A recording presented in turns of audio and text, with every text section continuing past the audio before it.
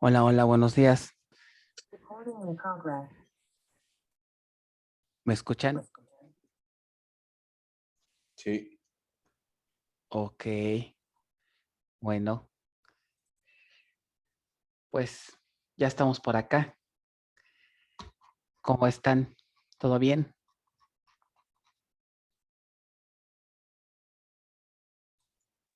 sí, todo bien. Pues bueno, retomando la rutina de las desmañanadas, pues ya que nos queda, ¿verdad? Bueno, todos ustedes entraron a la reunión de ayer. ¿Alguien de ustedes que está aquí, no asistió? Ok, bueno, pues parece que todos estamos en canal conforme a lo que platicamos el día de ayer. Y pues bueno, vamos a retomar esto, a ver qué pasa, ¿no? No sé qué vaya a suceder, pero bueno. Mientras tanto, pues vamos a retomar el curso. Y pues bueno, eh, respecto a los pendientes que tenemos de eh, práctica, no, bueno, de ejercicios prácticos o cuestiones así, voy a revisar apenas Classroom, entonces el miércoles retomamos esa parte, ¿no? Todavía no he revisado bien las fechas, entonces hasta revisar la parte de Classroom, ya el miércoles platicamos de lo que traíamos pendiente, ¿no? Lo que vamos a ver el día de hoy, pues vamos a retomar parte del temario. Eh, la última vez, si no me equivoco, nos quedamos en el tema 3. Lo último que revisamos del tema pasado fue la cuestión de las etapas de inicio y de fin, ¿no? De los comandos shutdown y startup de una base de datos, ¿no? Vimos las etapas, qué es lo que sucede cuando se inicia, cuando se detiene y los diferentes modos, ¿no? Y hasta ahí alcanzamos a llegar. Entonces vamos a retomar el curso iniciando a partir de este tema, que sería este, la administración de las estructuras de memoria de una base de datos. ¿Ok? Entonces vamos a partir de este tema, a retomar a partir de este tema. Eh, o seguramente, ¿verdad? Pues a lo mejor no tienen ahorita tanto tan fresco la parte de los temas pasados, pues yo les sugeriría, ¿no? Traten de leer los PDFs anteriores o los videos anteriores en caso de que por ahí ya pues no tengamos ahorita de momento el contexto. Les comentaba el día de ayer, está un poco complicado, ¿no? Ponernos a revisar lo que ya habíamos visto. Entonces, pues, les encargo, ¿no? A checar esa parte. Bueno, no sé si hasta aquí tengan alguna pregunta, comentario. ¿Todo bien?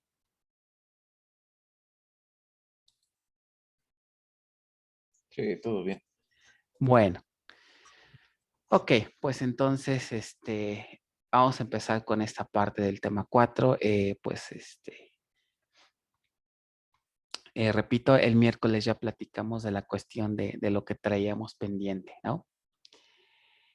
Bueno, entonces vamos a empezar con lo que sería la administración de las estructuras de memoria de una base de datos. Entonces, básicamente lo que vamos a revisar aquí son las áreas que integran, ¿no? Las subáreas que integran la cuestión de la memoria. Eh, en este sentido, los primeros conceptos que vamos a revisar aquí es el de instancia y base de datos, ¿no? Eh, Normalmente, ¿no? Cuando hablamos del término de base de datos, nos referimos a ambos conceptos, ¿no? Pero en sentido estricto, vamos a ver que son dos cosas distintas. Una cosa es la instancia y otra cosa es la base de datos, ¿no? Por simplicidad, ¿no? Cuando no es necesario hacer distinción entre ellos, es decir, cuando nos referimos tanto a la instancia como a la base de datos, si no nos importa hacer distinción, pues simplemente decimos la base de datos, ¿no? La base de datos no nada más refiriéndonos al concepto de los archivos, sino también al concepto de instancia. para el caso del manejador que estamos viendo, para el caso de Oracle, en documentación se suele hablar mucho de este término, base de datos Oracle, para hacer referencia a ambos conceptos. Cuando es necesario distinguir, entonces sí tenemos que hablar de instancia o de base de datos. Entonces, son dos cosas distintas, pero bueno, en la práctica solemos usar este término, ¿no? Entonces, ¿cuál es la diferencia entre ambos conceptos, ¿no? Entonces, miren, está aquí el concepto de base de datos y el concepto de instancia. En el caso del concepto de base de datos nos vamos a referir como tal al conjunto de archivos, ¿no? que están almacenados en disco y que básicamente contienen los datos de nuestra base, ¿no? Entonces, estos archivos pueden existir sin necesariamente que exista la instancia. Entonces, vamos a ver más adelante cuáles son estos archivos. Ahorita nos podemos quedar con la idea de que estos archivos están formados principalmente por los famosos data files, que ya hemos platicado de ellos en temas pasados, ¿no? Estos son los archivos principales que integran a una base de datos. Y aquí es donde están, pues, los datos del usuario, ¿no? Los datos del usuario final. Por otro lado estaría el concepto de instancia, ¿no? El concepto de instancia son todas las estructuras, todo lo que se crea en la memoria, que es justamente lo que vamos a ver en este tema, ¿ok? Cuando levantamos una instancia, se crean ciertas áreas de memoria representadas principalmente por un concepto que se llama System Global Area, que ya es particular a la base de datos Oracle. Y en general, esta área principal contiene a su vez subáreas de memoria. Entonces, ¿qué es la instancia? Un conjunto de áreas de memoria que en general se encargan pues de controlar los accesos hacia la base de datos, ¿no? Y las peticiones de los usuarios. Adicional a esas áreas de memoria existe un conjunto de procesos. A estos procesos se les conoce como procesos de background. Estos procesos, digamos, es el mismo concepto que el término de proceso que se utiliza en las áreas de sistemas operativos. ¿Ok? Para recordar un poquito, ¿alguien recordará o alguien sabrá? Pregunta. ¿Cómo puedo visualizar los procesos a nivel de sistema operativo? Es decir, los procesos que están corriendo. ¿Alguien sabe? ¿Se acuerda? ¿Con PS o HTOP? Bueno, o top. Ajá, muy bien. Entonces, por ejemplo, aquí podríamos visualizarlos. Por ejemplo, un comando que se utiliza mucho ¿saben qué? Déjenme, modifico aquí un poquito el fondo porque creo que se ve demasiado transparente. Déjenme ver aquí rápidamente. Creo que no nos conviene. Así creo que se ve mejor. Si se ve la terminal que acabo de abrir.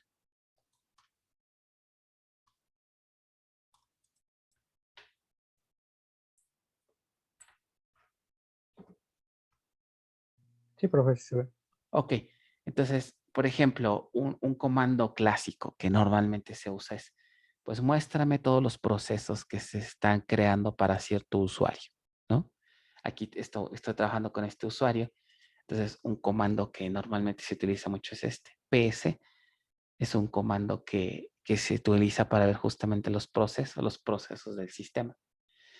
Y por ejemplo, puedo poner ciertas opciones, ¿no? Para mostrar cierta información de los procesos. Aquí en este comando ps-f, ¿no? Muestra todos los procesos, en este caso de todos los usuarios. Vean aquí algunos procesos de root, otros procesos de mi usuario. Pues, por ejemplo, yo puedo filtrar, ¿no?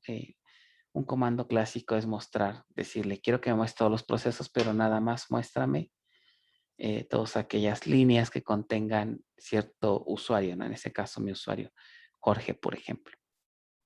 Entonces aquí, como pueden ver, pues me muestra todos los procesos el sistema operativo ha levantado para este usuario, ¿no? Un proceso podemos también entenderlo como una especie de programa, ¿no? Que está corriendo en el fondo, en background, y que pues está atento, ¿no? A la ocurrencia de algún evento para que este programa se ejecute, ¿no?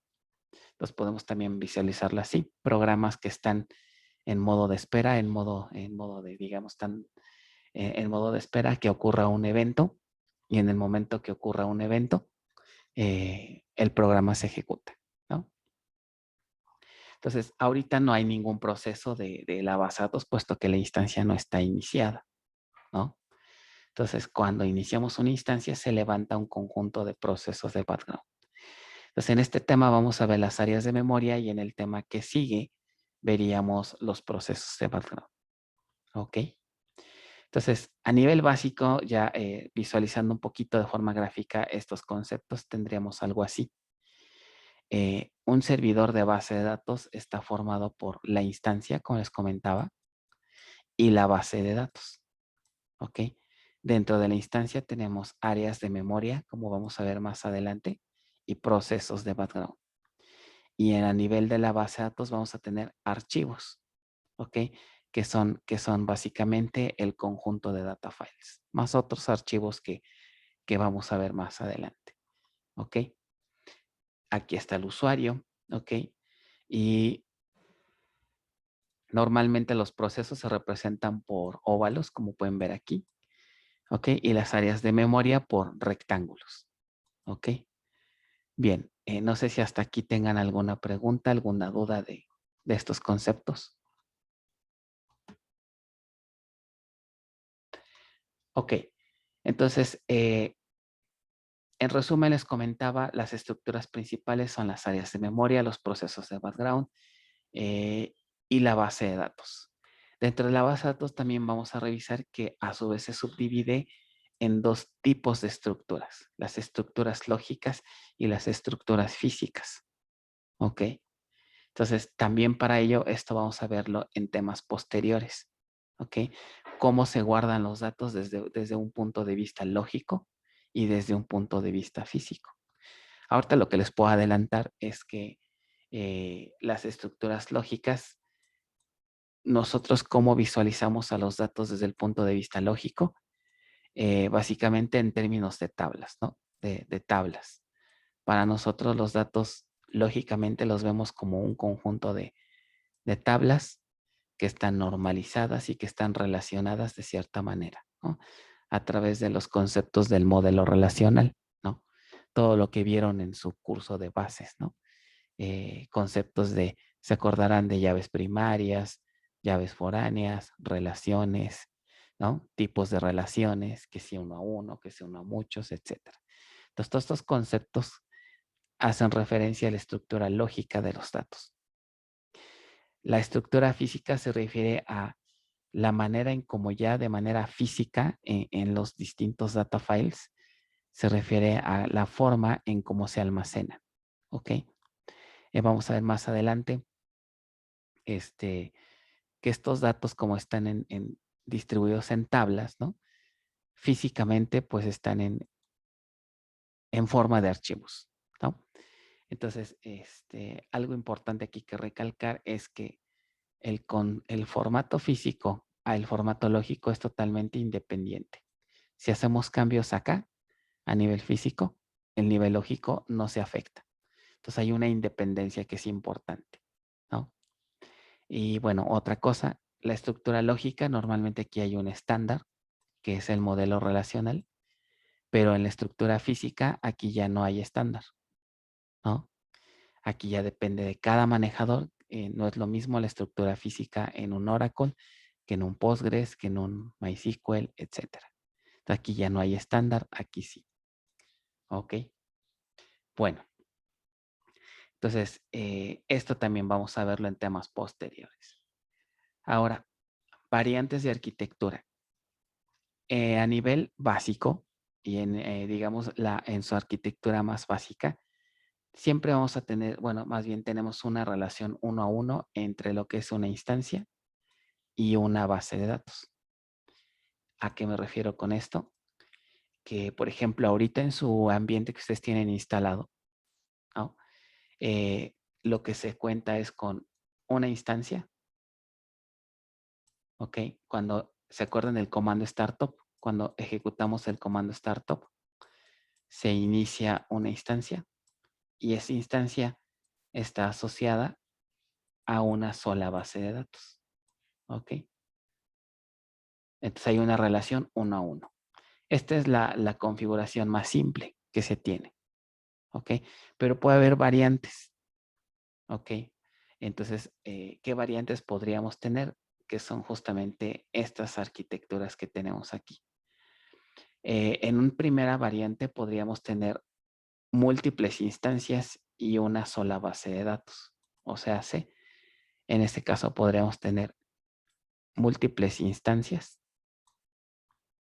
y una sola base de datos. Las 3 instancias, digamos, administran o se encargan de atender a una sola base de datos. Se vería algo así. Entonces tenemos instancia 1, instancia 2 e instancia 3. Ok. Entonces es como si nosotros, lo clásico es que cada instancia estuviera en una máquina, ¿no? En un servidor distinto. En un servidor 1, un servidor 2 y un servidor 3. Ok. ¿Cuál creen que sea el beneficio de tener esta arquitectura respecto a una arquitectura clásica de 1 a 1? ¿Por qué creen que sea, digamos, esto conveniente? ¿O cuál creen que sea el beneficio de tener una arquitectura como esta?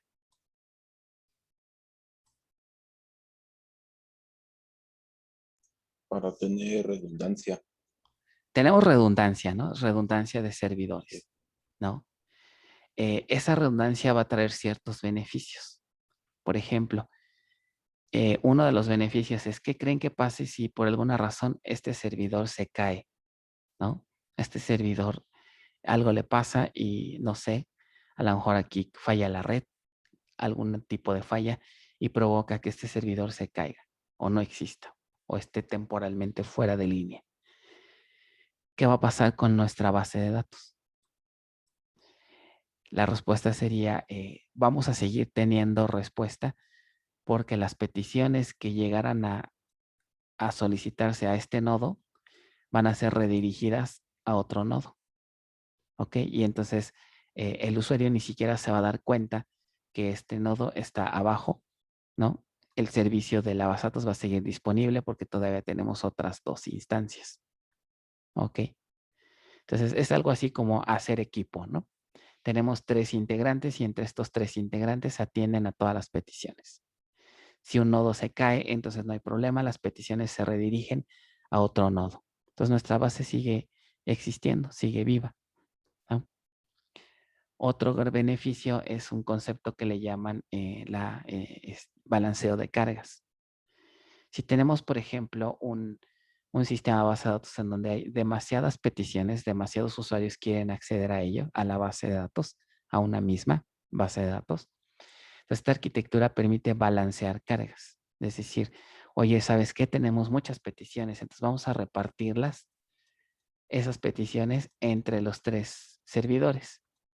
Esto va a provocar, bueno, que no sobrecarguemos a cada servidor y entonces podríamos tener una mayor capacidad para atender usuarios, ¿ok? Porque toda la carga la dividimos entre estos nodos. Entonces, esto se le llama como una alta disponibilidad, ¿ok? A través de un balanceo de cargas, ¿vale? Entonces, esta arquitectura es común en bases de datos grandes, ¿no? Para atender a múltiples usuarios y también para útil cuando necesitamos que nuestra base esté disponible el 100% del tiempo, ¿no? Les pongo un ejemplo práctico. Por ejemplo, cuando estaba trabajando en INE, la base de datos que atiende al padrón es un clúster de 2 nodos, ¿ok? Hay 2 nodos, ¿no? Entonces, entre esos 2 nodos se repartían la carga, ¿vale? Bueno, ¿de esto alguna duda de esta arquitectura? Ok, entonces ya en términos de cada manejador, tiene sus propios términos, ¿no? En el caso de Oracle, a esta arquitectura se le conoce como Oracle Rack, ¿no? La palabra, las siglas Rack vienen de un concepto que se le llama Real Application Cluster. Real Application Cluster. ¿Ok? Es lo que significa rack. Entonces, no es otra cosa más que esta arquitectura. Bueno, esa es una variante. Ahora, hay otras. Otra variante es, ¿qué sucede si ahora en lugar de tener múltiples instancias, ahora hacemos lo contrario, ¿no? Tenemos una sola instancia, digamos, una sola instancia, pero ahora tenemos múltiples bases de datos. ¿Ok? Múltiples bases de datos. Y todas estas bases de datos son administradas o se acceden a ellas a través de una sola instancia. ¿Ok? ¿Cuál creen que sea aquí ahora el beneficio?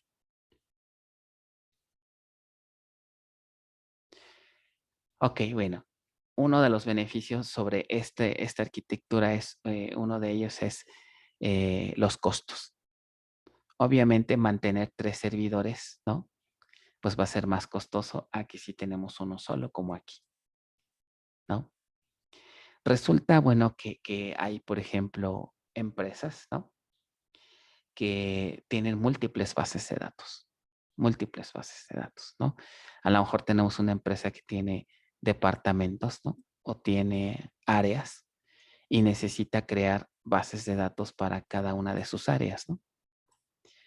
Si nosotros siguiéramos esta arquitectura clásica, eso implicaría que necesitaríamos una instancia para cada base de datos.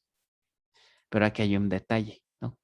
La memoria y los procesos los recursos más bien de hardware que requiere cada instancia, pues son exclusivos, digamos, de cada instancia.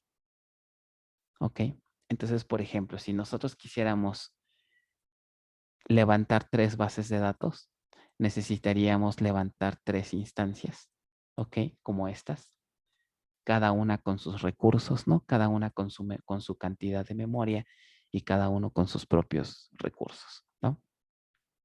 El problema es que esto, si tenemos múltiples bases de datos, pues imagínense la cantidad de hardware que necesitamos.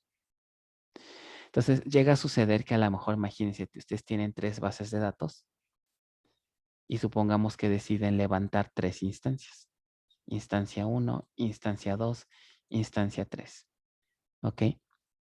Es factible, por ejemplo, que en un mismo servidor tengamos múltiples bases de datos, ¿no? De hecho, eso ustedes ahorita tienen algo parecido, ¿no? En su ambiente. ¿Se acuerdan que antes de que pues detuviéramos las clases, nosotros instalamos una base de datos 1, que era la famosa BDA 1, y después en el tema 2,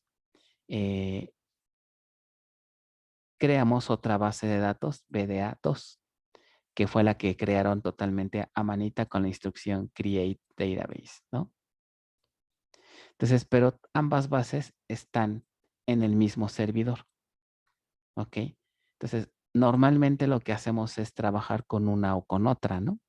Ejecutamos startup y se acuerdan de la variable Oracle SID, ¿ok? Que por ejemplo les decía, si quieres trabajar con la base 1, inicializas a Oracle SID y apuntas a esta instancia y levantas tu instancia. Pero nada nos quita que también cambiáramos la configuración de esta variable, apuntamos a la otra instancia y ejecutamos startup. ¿Qué provocaríamos con eso? Que vamos a levantar 2 instancias en el mismo server. Eso es completamente válido y es factible. ¿Ok? Siempre y cuando tengamos los recursos, ¿no? Por ejemplo, si a esta instancia le asignamos, se acordarán que le asignamos, me parece que 750 megas, ¿no? Si a esta también le asignamos 750 megas, que significa que si levantamos las dos instancias a la vez, necesitaríamos un total de 1,5 GB de RAM para poder levantar ambas instancias. Y es posible, se vale. ¿Ok? Vamos a ver más adelante. ¿Se acuerdan por ahí también que está el listener? El concepto de listener. El listener perfectamente puede trabajar con varias instancias.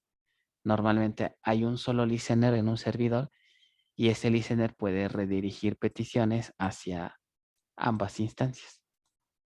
¿Ok? Entonces, es factible, ¿no? Tener esto.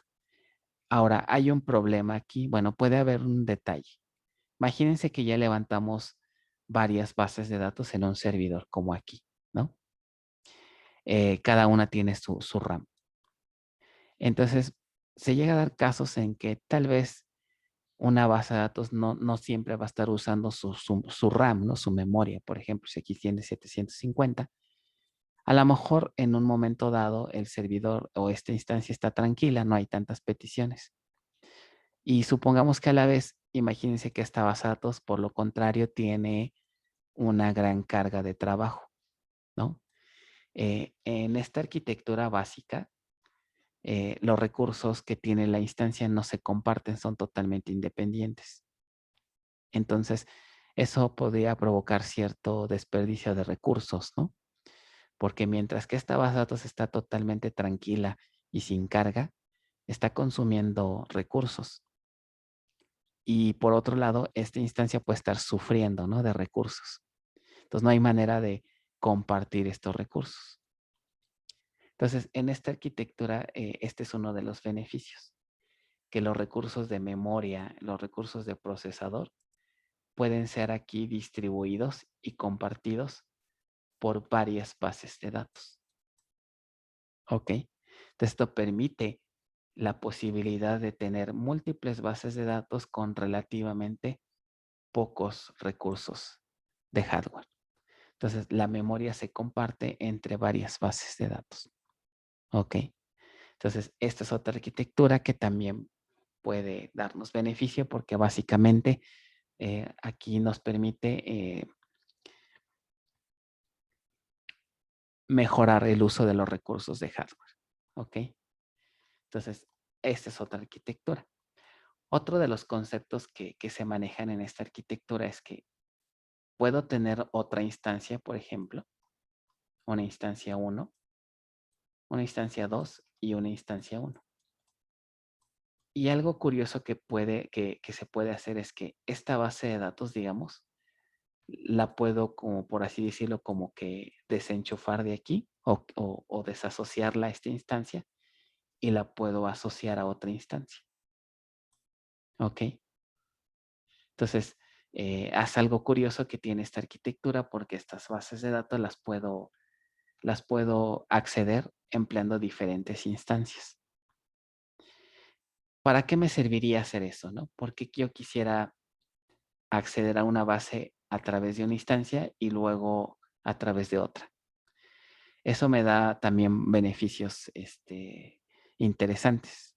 Por ejemplo, esta instancia pudiera estar configurada para, digamos, de manera distinta para darle a lo mejor mayor peso a las transacciones, por ejemplo. No sé si se acordarán en bases 1 que había el concepto de sistemas OLTP y por el otro lado, sistemas OLAP. ¿Ok? ¿Alguien recuerda cuál es la diferencia o las características de estos términos? ¿Se acordarán de bases 1?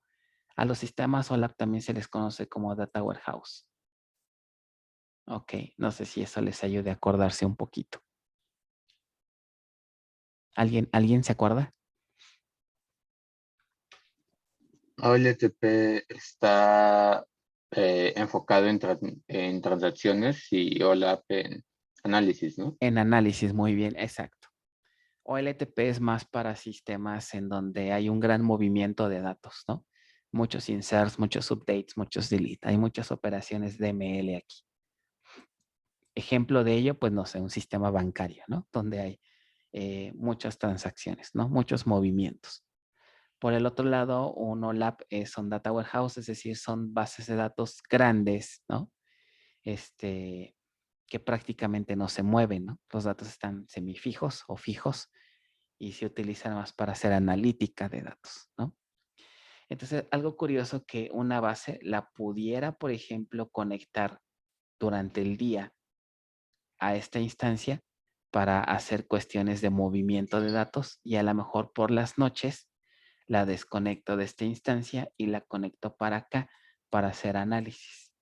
Es un mismo storage, un mismo conjunto de archivos, los puedo utilizar para propósitos distintos. Esta instancia puede estar configurada de forma diferente a la instancia 1, ¿ok? Y puedo beneficiarme de los mismos datos, ¿ok? O sea, una manera de entenderlo, imagínense que tienen una memoria USB y esa memoria USB contiene datos y esos datos los pueden compartir entre varias computadoras, ¿no? Desenchufan su USB y la conectan a un servidor, usan esos datos y después pueden desenchufar su USB, por así decirlo, y la conectan a otra instancia y también procesan esos datos. ¿Ok? Entonces, este es otro beneficio que tiene esta arquitectura. Ya en términos en el caso de este manejador, a esta arquitectura se le llama multitenant. ¿Ok? El concepto de multitenant, de hecho, ¿alguien sabe, por ejemplo, si tradujéramos la palabra tenant? ¿Qué significa tenant en inglés? ¿Quién me dice? Multi, pues es muchos, ¿no? Pero ¿qué es tenant? ¿No? Inquilino. Exacto, ¿no? Si vemos como que el concepto así plano, inquilino, es decir, cada una de estas bases actúa como una especie de inquilino de una instancia. Y se le llama así porque ese inquilino pudiera ser temporalmente asociado a una instancia y después se puede asociar a otra. ¿Ok? El uso, por ejemplo, aquí que le damos en las clases es que en el curso de bases de datos distribuidas, ¿no? ¿Alguien de ustedes está llevando distribuidas a la vez? ¿Nadie? ¿Todos están nada más aquí en avanzadas? Yo estoy en las dos. En las dos, por ejemplo, no sé si recordarás que en distribuidas, justamente tenemos un ambiente de una instancia con dos bases de datos. ¿Ok? El ambiente que ustedes, bueno, que sus compañeros de distribuidas tienen es justamente este. Una instancia y dos bases de datos. Esto básicamente nos ayuda a simular una base de datos distribuida. ¿Ok?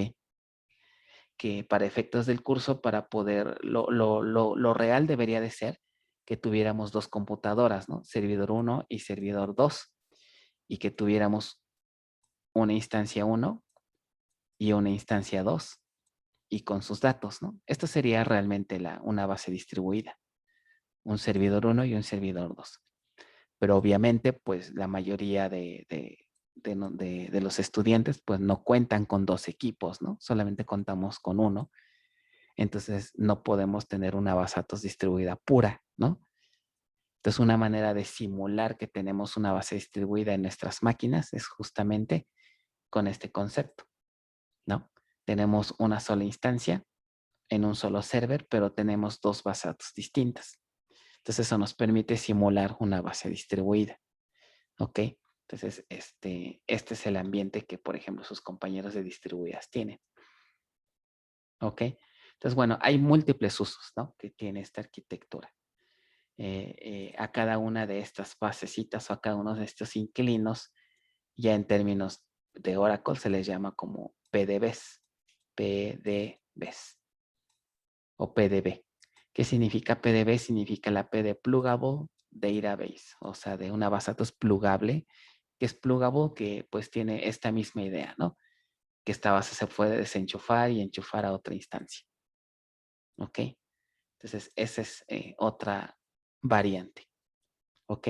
Y finalmente, estas dos arquitecturas se pueden combinar perfectamente. Podríamos tener un clúster de instancias y a su vez cada nodo podría tener múltiples bases de datos.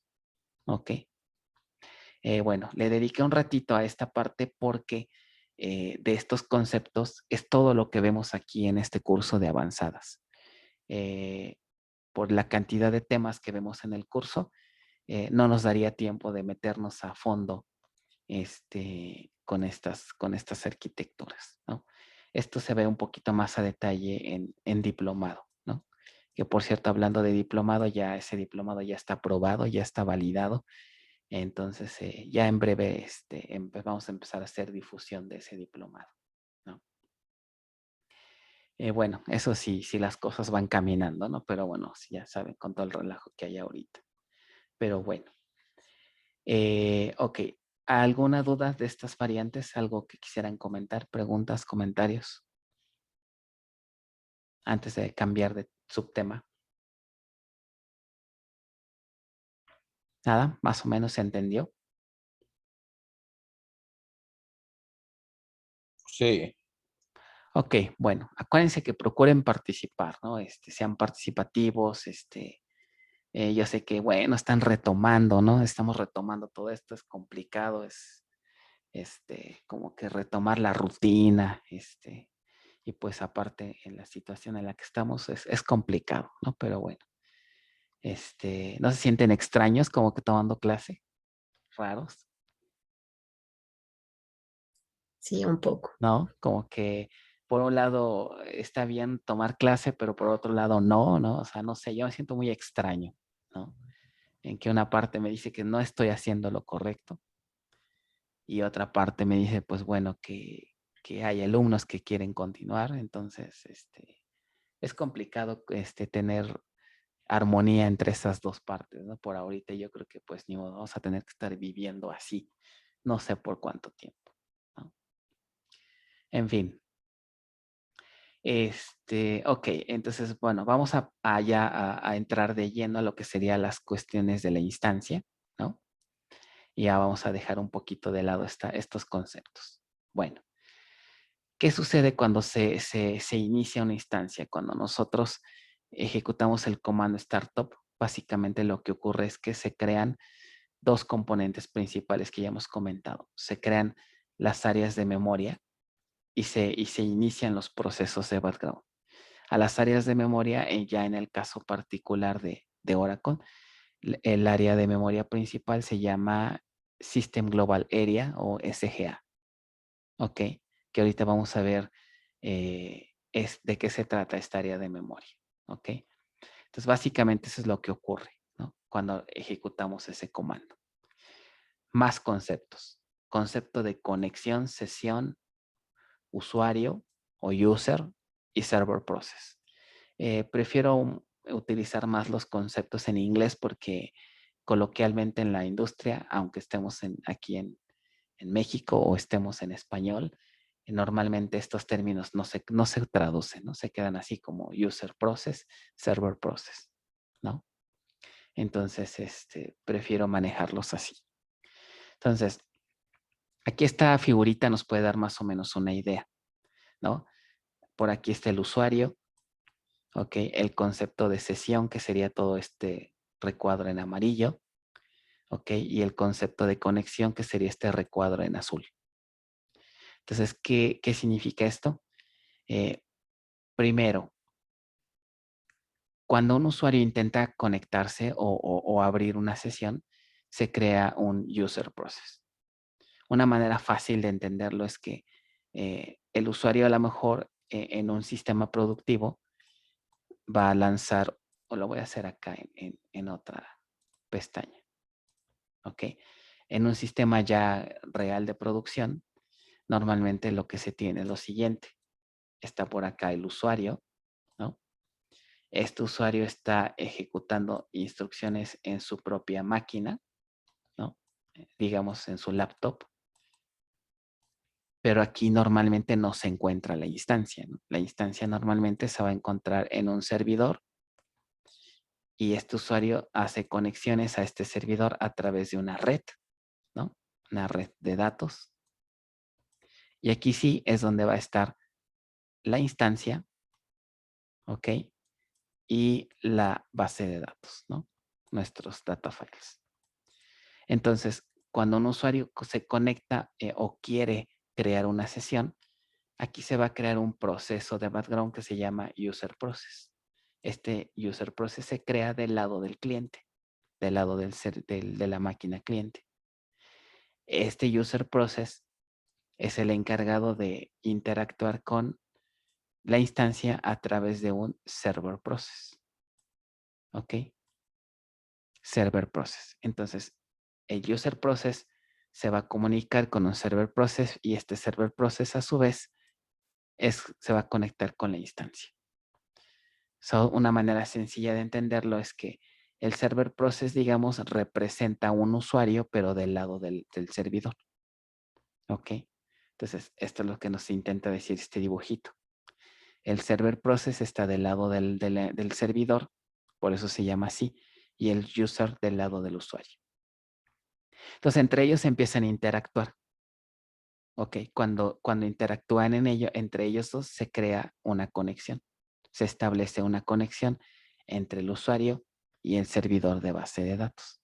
Entonces, la conexión se refiere a la interacción, a la comunicación que ocurre entre un user process y un server process. ¿Ok? El usuario, una vez que se establece esta comunicación, pues empieza a interactuar con la instancia a través de sentencias SQL. ¿Ok? Entonces, toda esta interacción empieza a generar algo que se le conoce como un estado, ¿no? Hay información, hay datos de todo lo que hace el usuario, ¿no? Digamos, por ejemplo, a qué hora se conectó el usuario, desde qué máquina, etcétera, etcétera, ¿no? Hay, digamos, metadatos. Estos metadatos, toda la información que se genera, se engloba en un concepto que se le llama sesión. ¿Ok? Entonces, todo el entorno, ¿no? De conexión entre un usuario y los datos se engloba en un concepto que se le llama sesión. ¿Ok? Entonces, una manera también de entenderlo es que esta sesión podríamos verlo como una especie de área de memoria en donde está toda la configuración de conexión de un usuario. ¿Ok? Entonces, básicamente estos son los tres conceptos. Conexión, sesión, user process y server process. ¿Ok? Toda esta parte que les comentaba de lo que es una sesión, podemos entenderlo como una área de memoria que es privada a cada usuario, ¿no? Otra forma de entenderlo, me regreso acá, es que si tuviéramos múltiples usuarios, digamos, toda esta partecita de aquí sería la sesión del usuario, una cosa así. Y si tuviéramos otro usuario que también está conectado a la base, tendría su propia sesión. Entonces, si tenemos 20 usuarios conectados, ¿no? Tendríamos 20 sesiones levantadas, ¿ok? Cada una de estas sesiones es una especie de área de memoria también, ¿no? Es RAM, memoria RAM, pero es privada a cada usuario, ¿ok? Esa área de memoria privada, como vamos a ver más adelante, se le llama PGA, ¿ok? La P es de private, ¿no? De privado, ¿no? Entonces tenemos PGA y como vimos hace ratito tenemos SGA, ¿ok? Por aquí arribita venía el término, ¿no? SGA, ¿ok? Bien, entonces aquí ya se cumple toda la figurita, ¿no? La PGA es una área privada al usuario, la SGA es un área compartida, ¿ok? Y los procesos de background. Bien, ¿dudas hasta aquí?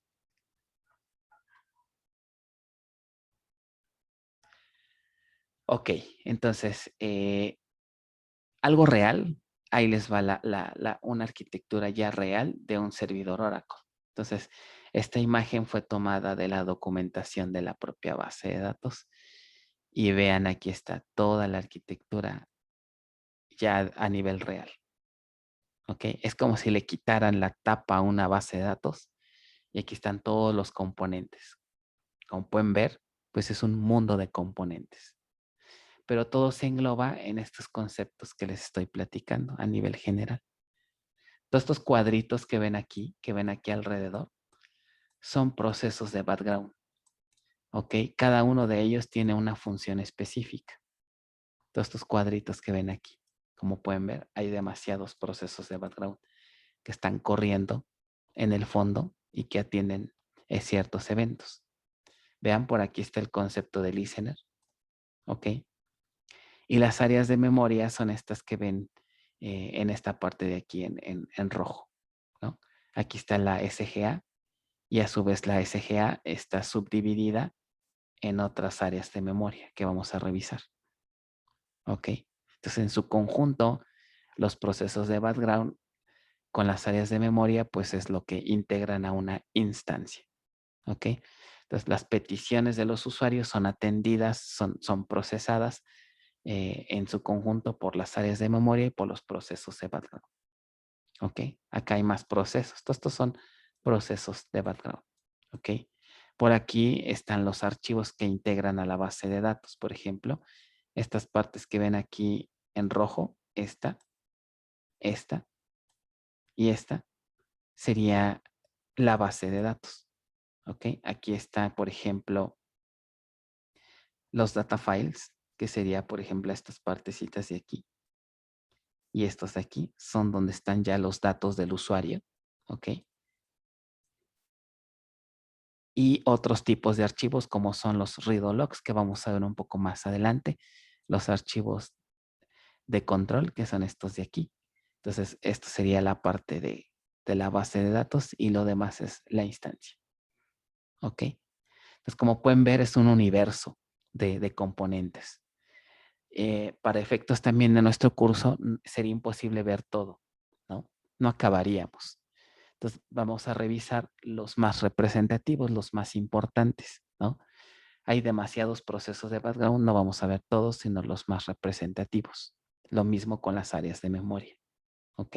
Entonces, de esta imagen compleja, pues pasaríamos a algo un poquito más entendible, que sería esto, ¿ok?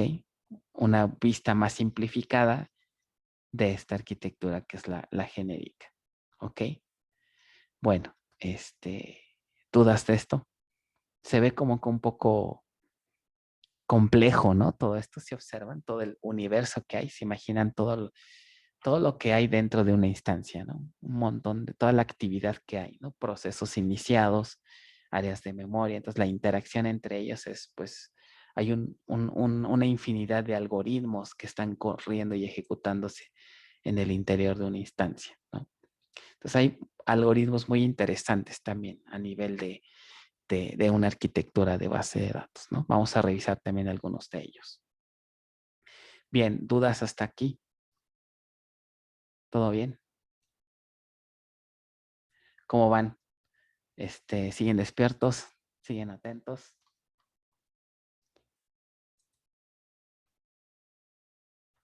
Creo que Sí. más o menos. Bueno, Sí, todo bien. ok. Entonces, vamos a revisar entonces, esta vista simplificada sería lo que vamos a revisar en este tema, ¿no? Y qué es lo básico e indispensable. ¿Ok? Entonces, ¿qué vamos a revisar? Fíjense muy bien. Este es un resumen de lo que estamos viendo en este tema. Aquí está el client process, ¿no? O el user process, que ahorita acabamos de comentar, el user process. ¿Ok? Y todo lo que ven aquí punteado es la instancia, es decir, el del lado del servidor. ¿Ok? Esta parte que ven aquí en azul, ¿ok? Es la parte del usuario, digamos, la sesión del usuario. A cada una de estas sesiones se le asigna su memoria, que se le conoce como PGA, que es lo que acabamos de comentar. ¿Ok? Y a su vez, dentro de la PGA hay subáreas de memoria. ¿Ok? Aquí está el concepto de server process. Observen, ¿no? El server process, acuérdense, es, digamos, me representa a un usuario. ¿Ok? Y aquí es donde pueden ver que cómo interactúa el user process con el server process. ¿Ok? Cada server process, entonces, como pueden observar, tiene su propia área de memoria privada. ¿Ok? Entonces, repito, si tuviéramos otro user process aquí, a su vez, este user process también dentro de esta misma instancia tendría su propia PGA. ¿Ok? Entonces, una manera de verlo sería así. ¿Ok? Está lo que sería la instancia del lado del server. Esta sería nuestra instancia. ¿Ok? Voy a ponerlo por aquí abajo. Esta sería nuestra instancia. Y si hubiera 3 usuarios conectados, por ejemplo, entonces tendríamos aquí server process, no, perdón, user process 1, user process 2 y user process 3. Cada uno de ellos tendría aquí su PGA. ¿Ok? Entonces PGA 1, PGA 2 y PGA 3. Así se vería, más o menos. ¿Ok? Dentro de cada PGA hay otras subáreas que vamos a ver más adelante. ¿Ok? Lo mismo en cada usuario. ¿Vale? Y entonces aquí tendríamos 3 sesiones. Sesión 1, sesión 2 y sesión 3. ¿Ok? Bueno, ahora, y por el otro lado está la famosa SGA. ¿Ok? La SGA es otra área de memoria, pero esta sí es una sola. Hay una sola SGA, ¿ok? Por cada instancia. ¿Ok? Cuando ustedes, por ejemplo, ejecutan el comando startup, se crea una SGA y se van a crear tantas PGAs dependiendo de la cantidad de usuarios que tengamos conectados. ¿Vale? Entonces, básicamente es lo que nos está tratando de decir esta imagen. ¿Ok? Bueno, entrando a la SGA, como pueden ver, dentro de la SGA hay también subáreas de memoria. ¿Ok? Hay un montón de subáreas, como pueden ver acá. Pero a nivel básico, las áreas de memoria que vamos a revisar son las siguientes. Este es un área de memoria que ven en color naranja, que se llama Database Buffer Cache. ¿Ok? Es un área de memoria muy importante. Está lo que sería también otra área de memoria que está representada por este circulito, ¿ok? Que se llama Read Aloud Buffer, es otro buffer. Entonces, nótese que a nivel ya de memoria se utiliza mucho la palabra buffer y la palabra pool, ¿ok? Entonces, ¿quién me dice a qué le suenan estos conceptos? Por ejemplo, el concepto de buffer. ¿A qué le suena esa idea, ese concepto? A una caché. Exactamente, ¿no? A una caché. ¿Y cuál es la idea de un caché? Guardar los datos que más usan para tenerlos más a la mano. Muy bien, exacto. O sea, los datos están en disco, ¿no? Si los subimos a un área de caché y si queremos acceder a ellos, pues va a ser mucho más eficiente que los leamos de un caché a que tengamos que estar haciendo lecturas a disco, ¿no? Sería muy lento. Entonces, gran parte del funcionamiento de una instancia de base de datos es entre más cosas podamos mantener en caché, pues mejor, porque vamos a tener un mejor rendimiento. De ahí que entre más memoria tenga una instancia, más capacidad va a tener la instancia para manejar datos, ¿no? De forma eficiente, sin tener que leerlos de disco a cada rato. ¿Ok? Entonces, para eso se utilizan estas áreas. Y hay otras también importantes, ¿no? Las más importantes, yo les diría, sería el Database Buffer Cache, el Read Aloud Buffer y el Share Pool. Digamos que serían las 3 áreas de memoria mínimo que deben de dominar súper bien. ¿Ok? De esto se pregunta mucho en exámenes, por ejemplo. ¿Ok? Repito, Database Buffer Cache, Read Aloud Buffer y Share Pool. Son como que las fundamentales, las básicas, y obviamente sin dejar de perder de vista a la PGA. ¿Vale? Y hay otras más, ¿no? Está, por ejemplo, el Java Pool, Strings Pool, el Fix SGA y así sucesivamente, ¿no? Que vamos a revisar. Pero en sí, las que fundamentales son estas tres. ¿Ok? Bueno. Vamos ahora, si no hay dudas, si no hay comentarios, vamos a entrar por ahora a revisar a nivel detalle lo que hay dentro de la SGA. ¿Ok? Posterior vamos a revisar lo que hay dentro de la PGA. Por ahorita vamos a empezar con la SGA. ¿Ok? Entonces, ¿no dudas nada? Ok, bien. Entonces, dentro de la SGA, cualquier duda que tengan, interrúmpanme, no me dejen avanzar. Acuérdense que si ustedes no me interrumpen, si no me expresan sus dudas, pues yo me sigo, ¿no?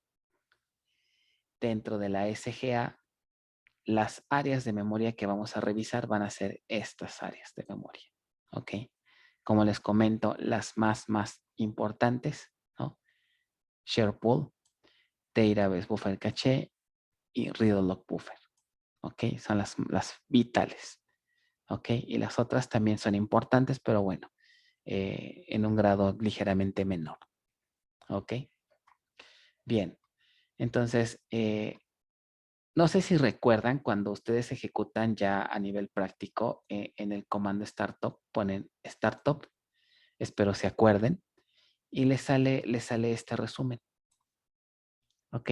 Este es un resumen de todos los componentes de la SGA. Si se fijan, dice Total System Global Area. Y aquí, si se fijan, está el concepto de SGA. ¿Ok? Aquí nos dice que esta base de datos tiene una SGA de este tamaño, ¿no? Que son alrededor de como de 300 megas, ¿no? 300 y pico de megas, 350, 360 megas, una cosa así, ¿no? Que más o menos lo pueden visualizar, ¿ok? Dentro de esa SGA, estos 360 megas están distribuidas de esta manera, ¿ok? Entonces, este es un resumen, dice, esta base de datos, esta instancia tiene un total de 360 megas, y estos 360 megas están repartidos, ¿no? De esta manera, ¿no? Un tamaño, un área fija, es decir, un área de memoria fija que no cambia de tamaño, que es esto, el fixed size. Otra área de memoria variable, ¿ok? Los buffers, ¿no? Los buffers que tenga la instancia. El read buffer, ¿ok? Y otras áreas, ¿no? Que vamos a ver más adelante. Entonces, en total, ¿no? Aquí pueden visualizar de forma de resumen cuánta memoria se le está asignando a la SGA. Por ejemplo, en su base que ustedes tienen, tienen alrededor de 760 megas, ¿no? Como máximo. No quiere decir que cuando la instancia se levante se esté usando todos estos 760 megas, ¿no? Hay área de memoria que queda por ahí disponible para que se utilice dependiendo de la demanda, ¿no? Que se tenga. Bueno, ahorita todavía no le hagan caso a estos ejercicios. Repito, voy a revisar la parte de Classroom para reestructurar otra vez lo que tenemos pendiente. Digamos que lo que tenemos pendiente hasta ahorita sería hasta el tema 3, que serían los ejercicios prácticos hasta el tema 3. ¿Ok? Voy a revisar cómo está todo eso para reprogramar fechas. ¿Vale? Ya el miércoles platicamos de ello. Bueno, pues vamos a hablar de la primera área de memoria. Vamos a empezar por que es el Database Buffer Cache. ¿Ok? Que sería, ya enfocándonos a esta área de memoria, sería esta parte de aquí. Entonces, a su vez, como pueden ver, tiene otras subáreas de memoria. Pero bueno, antes de ver esas subáreas, vamos a ver cuál es el objetivo de este Database Buffer Cache. ¿Ok? Bueno, para eso me voy a valer de la siguiente, una imagen que voy a dibujarles aquí rápidamente. Entonces, ¿dudas antes de seguir con esto? ¿Comentarios? ¿Todo bien?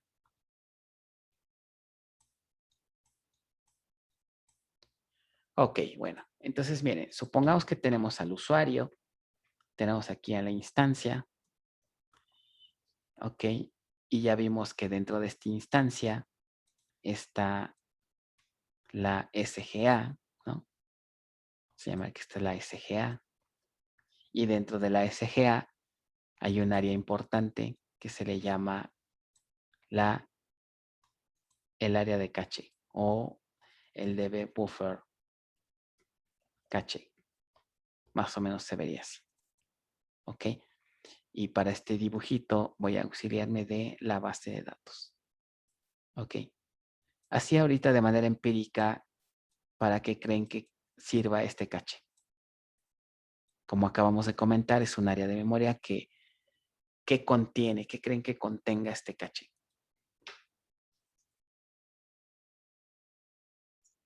Datos de la base de datos. Datos de acá abajo, exacto. Entonces, miren, ¿qué sucede? Supongamos que acabamos de lanzar el comando startup. Cuando se acaba de iniciar una base de datos, por obvias razones, ¿no? Este caché ya se generó, pero está realmente vacío. No tiene datos realmente cuando se levanta la instancia de forma normal, digamos, ¿no? Pero ya está reservado, ¿no? Tiene un cierto tamaño. ¿Qué sucede? Cuando nosotros, por ejemplo, lanzamos una operación de select, ¿qué creen que pase? Esta instrucción es recibida por la instancia, ¿ok? La instancia recibe la petición, la instancia determina que se necesitan ciertos datos porque no los está solicitando el usuario. ¿Qué creen que pasaría? ¿Sabes qué? Imagínense que este usuario me pide, tráeme un registro del usuario con cierto número de cuenta, ¿no? Quiero los datos de un alumno con cierto número de cuenta. ¿Qué creen que va a hacer aquí la instancia con esta petición?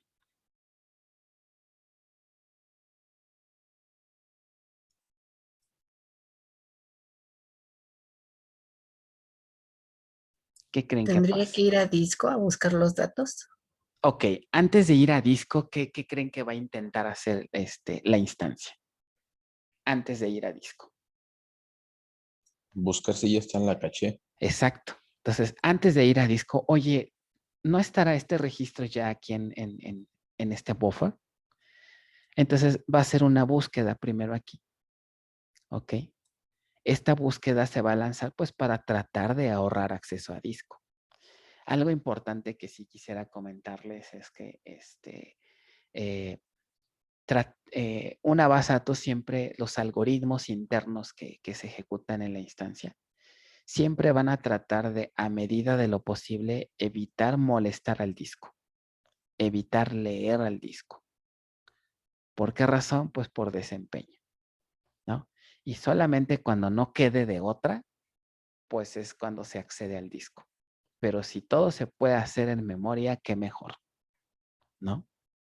Entonces, en este caso va a ocurrir algo similar. ¿Sabes qué? Necesito buscar este registro. Oye, pero ¿qué crees? Este registro no está en el caché. Pues ni modo, ¿no? Al no estar en caché, no me va a quedar de otra más que buscarlo en disco. Entonces, lanzo una búsqueda disco, ¿ok? En disco recupero o localizo este registro, ¿ok? Y en realidad al caché no se suben registros, ¿no? Se suben bloques de datos. ¿Se acuerdan que comentamos espero que se acuerden, en una ocasión, que realmente los registros no se encuentran como tal en los archivos, sino que los famosos data files, ¿se acuerdan que alguna vez comentamos? ¿No? En realidad están en bloquecitos, bloques de datos. ¿Ok?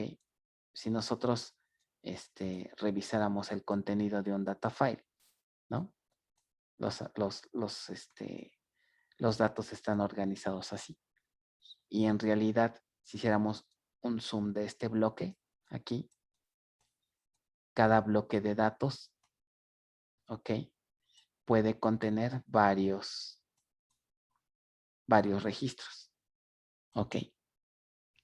¿Se acuerdan que, no sé si se acuerdan que platicamos alguna vez el tamaño típico de un bloque de datos en una base? Pues puede ser de unos 8K, por ejemplo, ¿no? Y que comentábamos, cuando se hace una lectura a los data files, en realidad lo que se leen son bloques.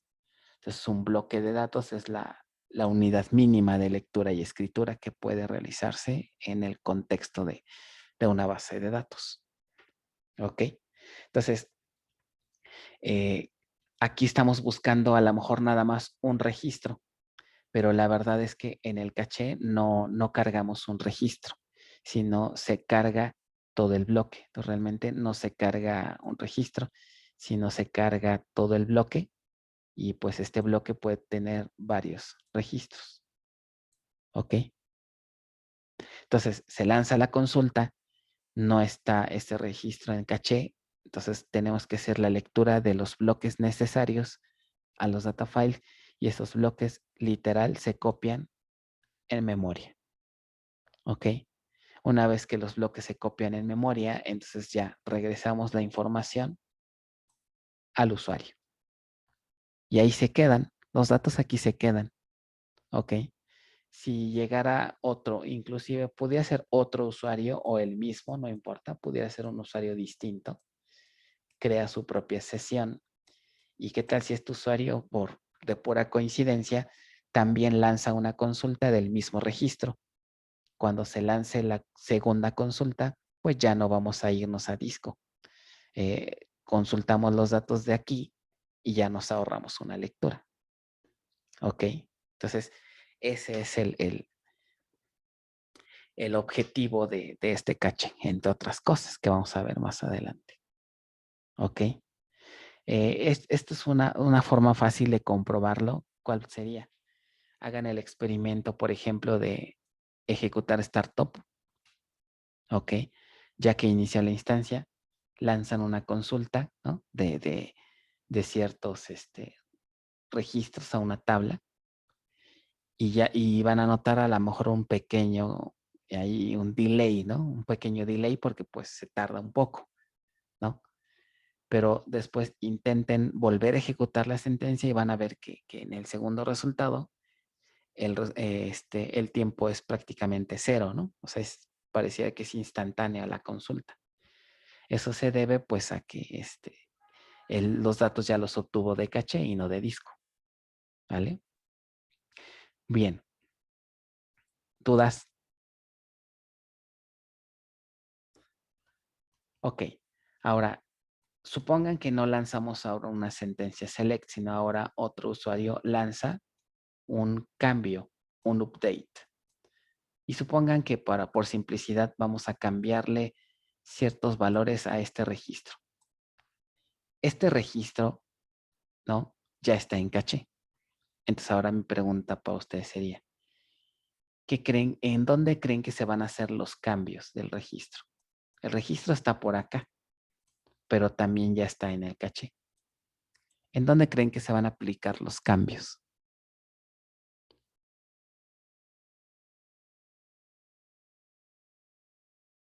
En disco. En disco pudiera ser, pero Bueno, ¿qué es que creen? depende cómo se configure, ¿no?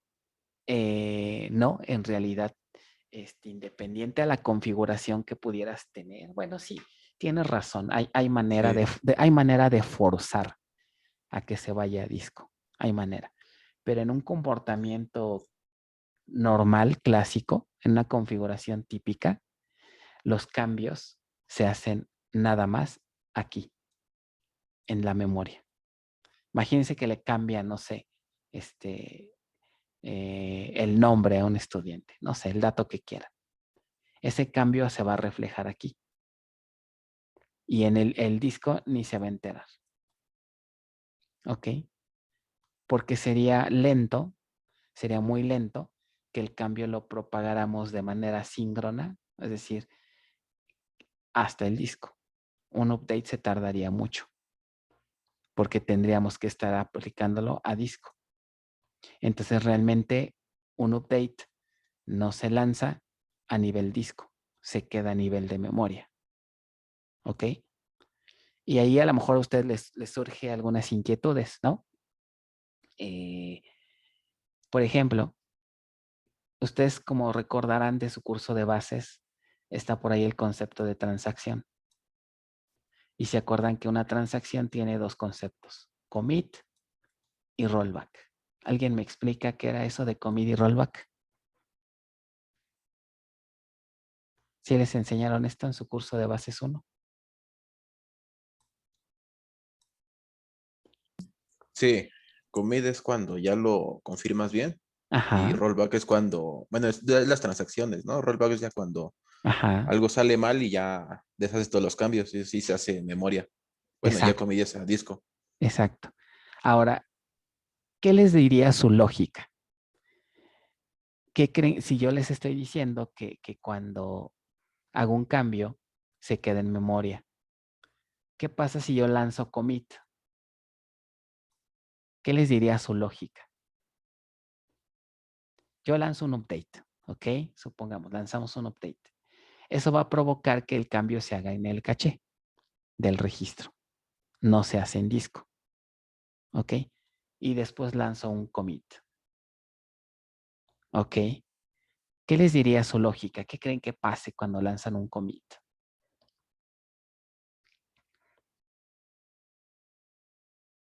Commit vendría así como de confirmar, ¿no? Que ya debería grabar el cambio en disco. Ok, esa idea es correcta, pero ¿qué creen? El cambio no se confirma aquí, ¿no? Eso que significa que aunque ustedes hagan commit, no necesariamente el cambio se va a reflejar en disco, en data files. ¿Ok? Entonces ustedes dirán, a ver cómo está eso, ¿no? Bueno, ahorita vamos a ver qué sucede con este commit, pero por ahora, hasta ahorita entendemos de que cuando se hace un update, este cambio está en el caché. Lanzo un commit y no necesariamente se va a escribir acá. Entonces ustedes se preguntarán cuál es entonces la finalidad del commit, ¿no? Acuérdense que es, bueno, de su curso de bases 1 decimos, si tú haces cambios, si tú lanzas operaciones DML, si no las confirmas, la base no te garantiza que esos cambios van a ser permanentes. Por ejemplo, si nosotros nos salimos abruptamente de la base de datos y no confirmamos nuestra transacción, ¿qué le va a pasar a todos los cambios que hicimos?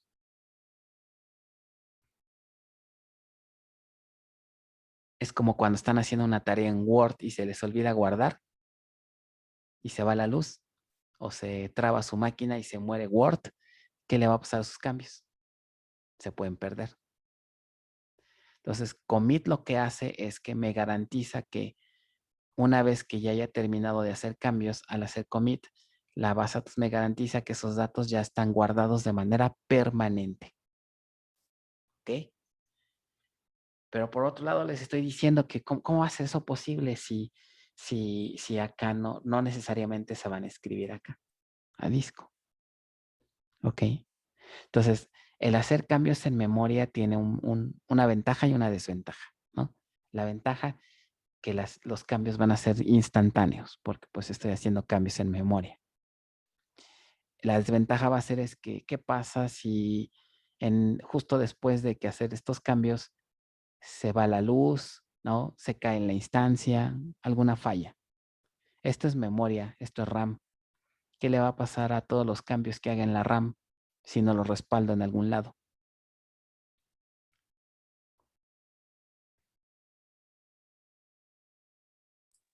Se pierden. Se van a perder. Exacto. Entonces, esto es lo que sucedería si no hacemos un commit. Si nosotros lanzamos cambios, los cambios van a estar en el caché. Si no los confirmamos y si en ese momento se va la luz o la instancia se muere, esos cambios se pueden perder. Se van a perder, de hecho. ¿Ok? ¿Por qué? Porque son cambios no confirmados. Eso no es un error, eso no es un diseño malo de una base de datos, simplemente así es el diseño. ¿O sea? ¿Ok? Cambios no confirmados, si en ese momento una falla ocurre y nunca se confirman, esos datos se van a perder. ¿Vale? Pero ahora Profe. vayamos adelante, ¿sí?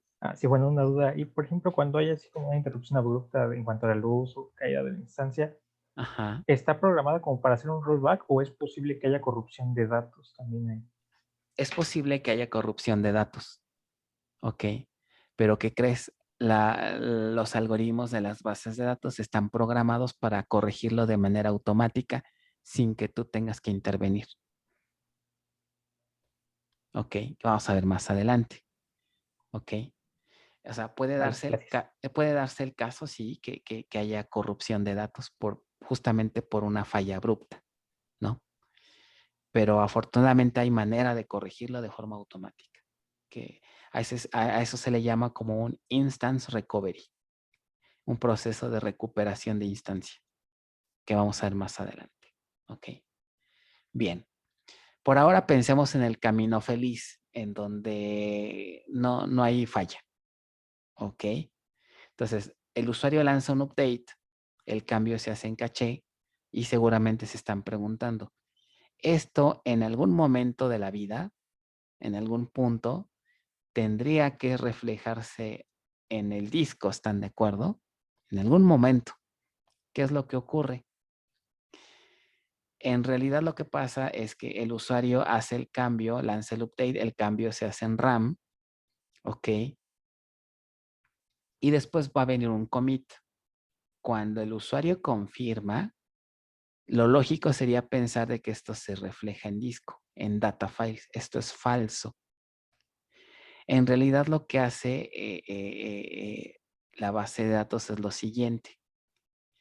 Sí se debe de guardar en disco, porque cuando hacemos commit, commit significa confirmar. Y confirmar significa que ese dato ya va a quedar guardado de manera permanente, que significa que esté guardado de manera permanente, que aunque se llegara a ir la luz justo después de hacer un commit, ese dato ya debería de poderse recuperar, aunque este caché se pierda. Pero no lo respalda aquí, sino que la base de datos lo respalda en otros archivitos que se le llaman read-o-logs. ¿Ok? Read-o-logs. Read-o-logs. ¿Ok? Estos conceptos que les estoy platicando, aquí sí, son los mismos en cualquier manejador. Aquí sí, todos los manejadores tienen estos conceptos. ¿Ok? Igual y la terminología es ligeramente distinta, pero al final el concepto es lo mismo. Llámese Oracle, llámese Postgres, lo que sea. ¿Ok? Entonces, ¿qué son read-o-logs? Son archivos también parecidos a estos archivos. Y aquí es en donde en realidad se guardan los datos, ¿ok? Una vez que el usuario ha hecho commit, ¿ok? Y ahora tal vez se preguntarían, bueno, ¿y qué beneficio me da respaldarlos aquí y no directamente acá? ¿Ok? La respuesta es la siguiente. Los data files normalmente son archivos grandes, ¿no? Son archivos pesados, porque aquí están todos los datos. Los read-o-logs son archivos que contienen datos de manera temporal. Normalmente, entonces son archivos mucho más pequeños que un data file. El simple hecho de ser pequeños o un tamaño menor a data files, pues ya me podrían decir en dónde creen que las lecturas sean y escrituras sean más rápidas, en read-o-logs o en data files. En read-o-logs. En read-o-logs, muy bien. Entonces, por esa simple razón, convendría escribir para acá. Otra razón, la estructura física de los data files es mucho más compleja a la estructura de un read-o-log. Por lo tanto, también las operaciones de lectura y escritura van a ser mucho más rápidas acá. Una analogía sería, ¿qué será más rápido? ¿Guardar un dato en un archivo de Excel que tiene extensión XLS? ¿O guardar ese mismo dato en un archivo con extensión TXT? que a lo mejor tiene un formato de simplemente de separados por coma, qué sé yo, muy simple. Pues, creo, bueno, es que dependiendo, porque a veces, como el Excel es binario, a veces es más Ajá. rápido la escritura ahí. Pero bueno, lo más conveniente es hacerlo en la hoja de texto. En la para hoja de lectura. texto, exacto. Es generalmente mucho más eficiente aquí porque la estructura es muy simple y la estructura de datos acá es mucho más compleja. ¿Ok? Acá vamos a tener bloques, vamos a tener otras estructuras de datos que vamos a revisar más adelante, que en general hacen que la escritura sea mucho más lenta aquí que acá. Entonces, en resumen, ¿qué pasa? Lanzamos un update. Ese update se actualiza en RAM, en el caché. ¿Ok? Mientras el usuario no haga commit, este dato va a estar aquí en caché. ¿Ok? Y una vez que hagamos commit, ese dato va a ser respaldado acá. ¿Ok?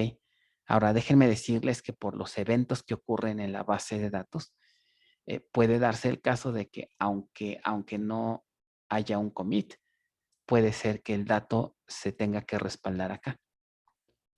¿Ok? Entonces, pero bueno, ahorita no nos metamos en esas complejidades.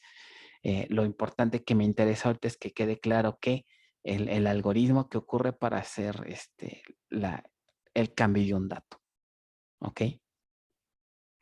Lo repito, se hace update, se hace en memoria, lanzo commit. Este commit provoca que se guarden read logs. ¿Ok? Y nuevamente les va a surgir la duda, bueno, aquí ya tenemos el cambio, ¿no? Pero ¿en dónde faltaría reflejarlo?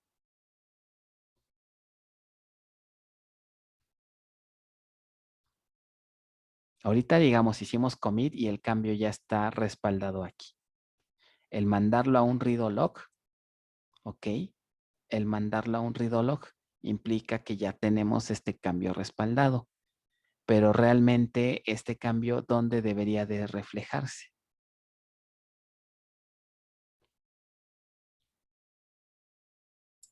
En disco. Faltaría llevarlo al data file. Faltaría llevarlo al data file, muy bien. Es decir, aquí necesitamos también aplicarlo.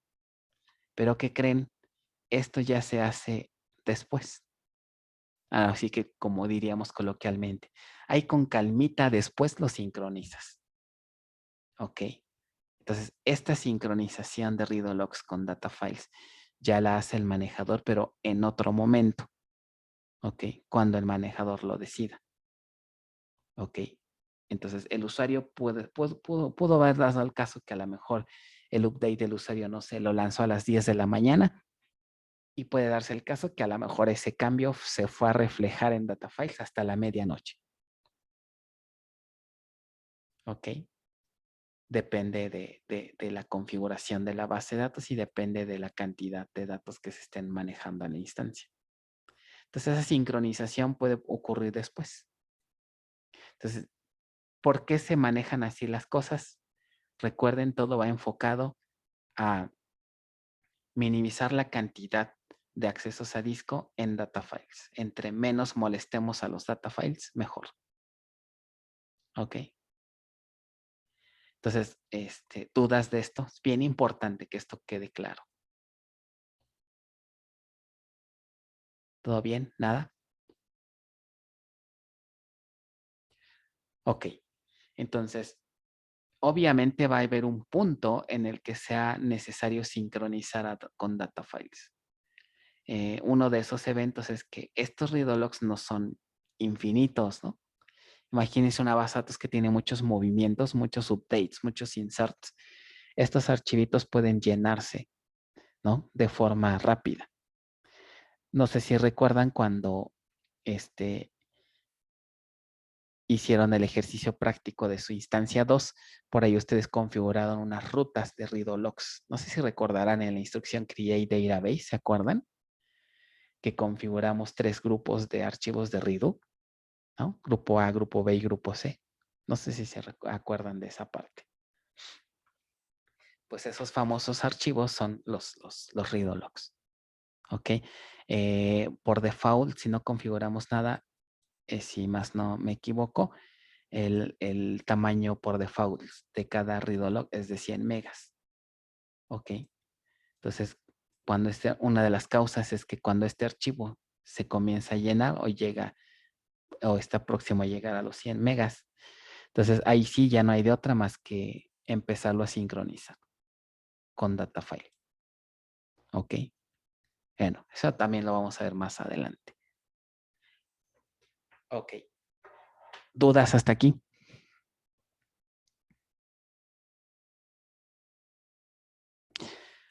Bien, ya nada más para complementar la idea, hay otro buffer por aquí. Y este buffer se representa como un circulito. ¿Ok? Y se le llama read-log buffer cache. ¿Ok? O read-log buffer. Entonces déjenme aquí lo anoto. Este que tiene como una especie de estructura de anillo, ¿no? Read-log buffer. Entonces nótese, ojo, no confundirse. Una cosa son los read-logs, que son archivos, y otra cosa es el read-log buffer. En realidad lo que sucede es que la escritura, los read-logs no es directa. Digamos que no es directa entre el DB buffer caché y los read-logs, sino más bien pasan por este caché y ya después vienen para acá. ¿Ok? ¿Cuál es la idea de tenerlo en este caché? Básicamente es agilizar las escrituras a read-logs. Es decir, cuando hacemos un commit, en realidad no crean que se hace una escritura aquí. En realidad lo que sucede es que estos cambios se van también acumulando aquí, en este buffer, se van acumulando los cambios. Todos estos son cambios, ¿no? Y cuando se van llenando estos pedazos, lo que se hace es que ya se van sincronizando con disco, pero por bonches, digamos, ¿no? Por bonches, en lugar de hacerlo cambio por cambio, ¿no? Entonces la idea de este buffer es agilizar las escrituras a los read-logs, ¿no? Empleando otro buffer. Es como que un segundo buffer para que las escrituras a read-log sean más eficientes, ¿no? Una analogía será, ¿qué será más eficiente? Si ustedes quieren guardar, por ejemplo, no sé, 10 registros en un archivo o 10 renglones en un archivo, ¿qué será más eficiente? ¿Mandar a guardar los 10 archivos de un jalón o guardar renglón a renglón, renglón a renglón? De un jalón. Pues de un jalón, ¿verdad? Entonces, estos 10 registros se van acumulando en este caché, ¿ok? Todo lo que se manda a este caché es porque ya se va a escribir para acá. Entonces, acumulamos esos 10 cambios y de jalón mandamos el bonche completo a los read-logs.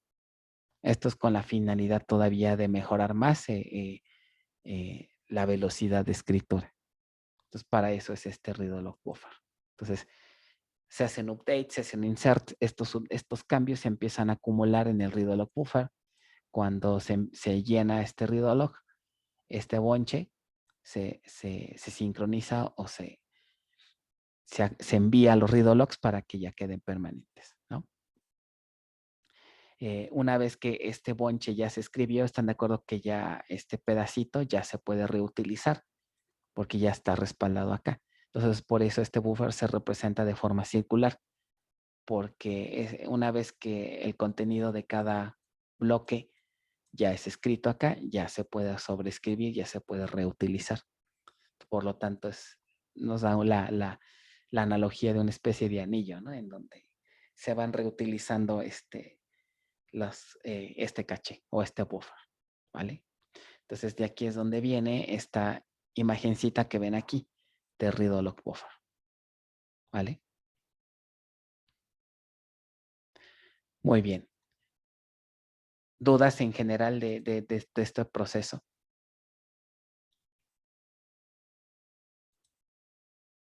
¿No? ¿Todo bien? Más o menos, ¿se entendió? La información del read-log buffer se puede perder si igual se apaga brutalmente el equipo. Es correcto. Eso va a ocurrir si no haces un commit. ¿Ok? Si tú empiezas a hacer update, ¿qué va a pasar? Estos cambios se van a empezar a acumular aquí. ¿Ok? Pero la base de datos no te garantiza de que estos cambios estén escritos aquí en Readologs. ¿Ok? Si tienes la mala suerte de que no se alcanzan a escribir acá en Readologs y nunca lanzaste un commit, puedes perder esos datos. ¿Ok? Pero eso no se considera un mal funcionamiento, sino es un error a nivel del usuario. ¿Ok? Transacciones no confirmadas, el manejador no está obligado a asegurarse que queden permanentes. ¿Ok? Ahora fíjense, viene otro escenario.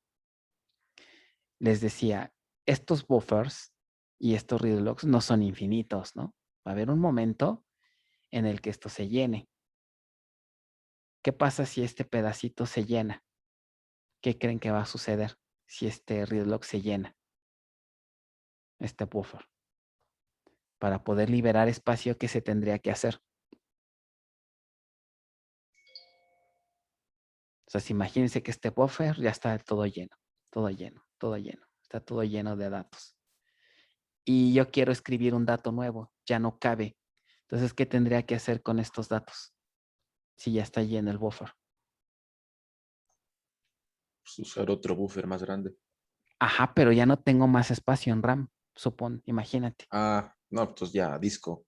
Exacto. Entonces, tengo que agarrar este bloque y forzosamente lo tengo que mandar para acá. Porque necesito liberar espacio. Pero están de acuerdo que aquí puede haber cambios de transacciones que no han hecho commit. O sea, el usuario hace commit cuando él quiera, ¿no? Pero puede ser que ya me acabe el espacio del buffer. ¿Qué significa eso? Que en Readologs puede haber cambios que todavía el usuario no confirma. Y eso es completamente normal. Puede suceder. Sí lo visualizan, ¿no? El commit es un evento. Es uno de los eventos que va a provocar que estos cambios se bajen acá. ¿Para qué? Justamente para asegurarse que posterior al commit, estos cambios ya van a estar guardados de manera permanente. Ese es un evento.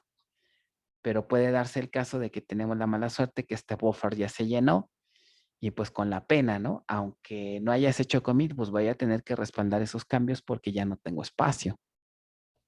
Entonces, perfectamente puede haber datos que estén en el read log de transacciones que no han hecho commit.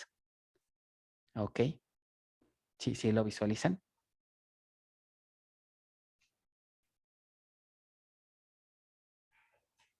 Ahora, todavía puedo irme más allá. Lo mismo va a pasar con estos read logs. ¿Qué pasa cuando este read log se llena? ¿No? Les decía, por default son 100 megas, pero ¿qué significa que estos archivos no son infinitos, perdón? ¿Qué tendría que suceder cuando este read log ya está muy lleno? Ya está casi por acabarse los 100 megas. ¿Qué pasaría con estos read logs?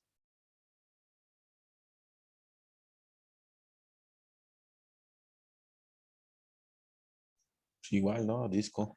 Igual, pero ahora ¿hacia dónde? Hacia data files, ¿están de acuerdo? Hacia acá.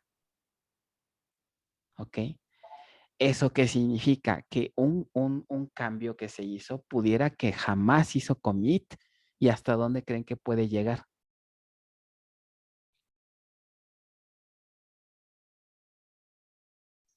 Dependiendo del estado de la base, puede haber un dato cuya transacción no ha hecho commit y puede darse el caso que ese dato llegue hasta inclusive un data file.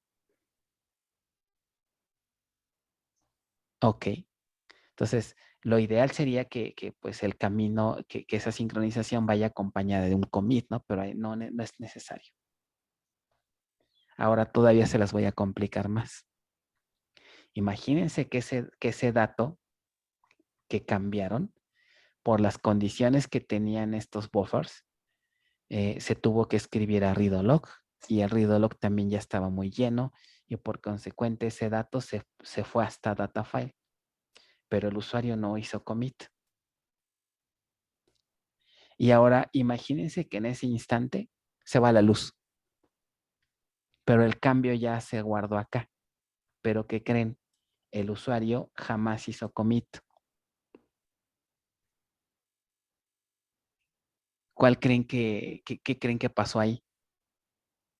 Es una corrupción de datos. Una corrupción de datos. Y es justamente lo que me preguntaban hace rato. Se ha generado una corrupción de datos.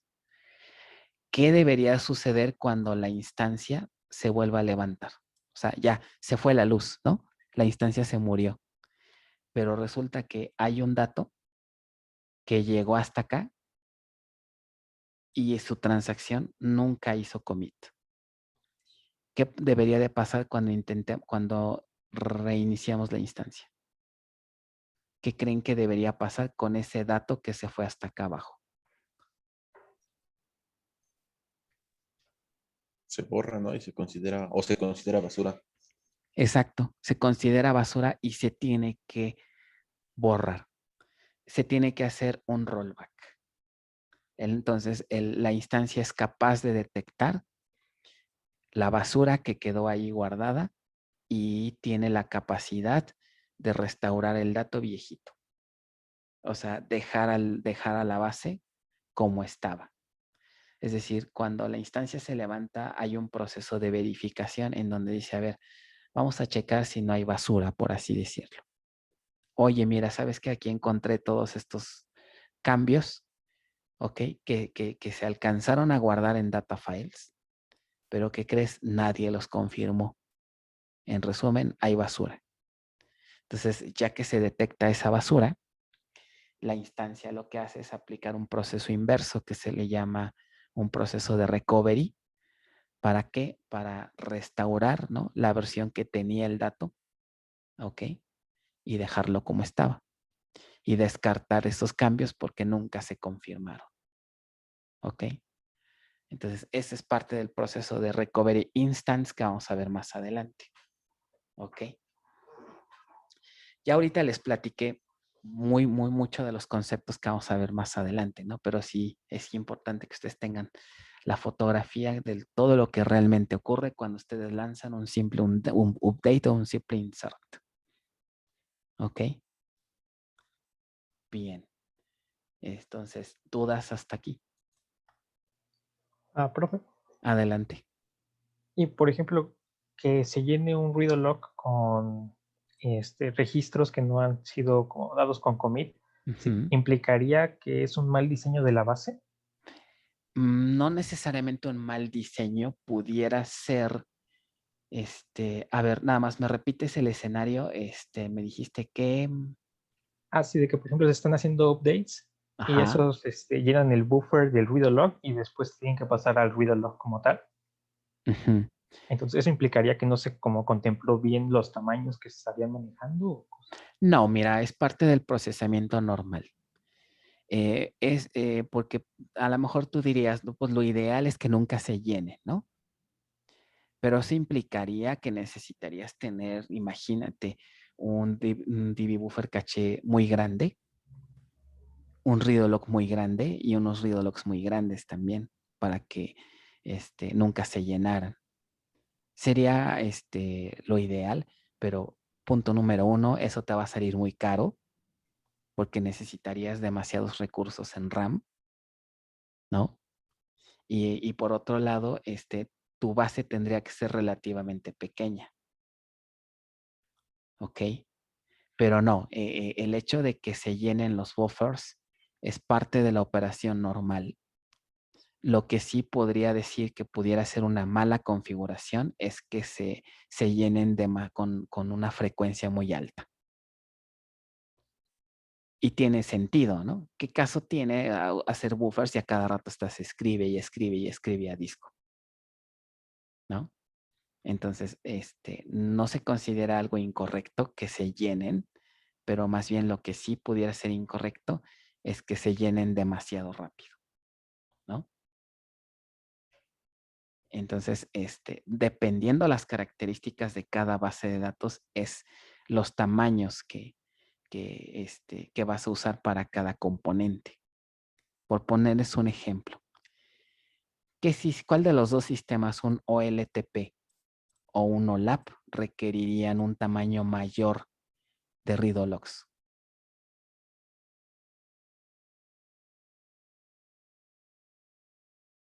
¿Un OLTP o un OLAP? Si ustedes configurarían una instancia como OLTP y uno como OLAP, ¿cuál de las dos configuraciones debería de tener un read log más grande? El OLTP. El OLTP, muy bien. ¿Por qué razón? Porque el OLTP va a generar demasiados cambios. Entonces, el tamaño del archivo read-log debería de ser mayor que el del OLAP. Ahora mi pregunta. ¿Cuál de las dos configuraciones debería de tener un DB buffer caché más grande? ¿Un OLTP o un OLAP?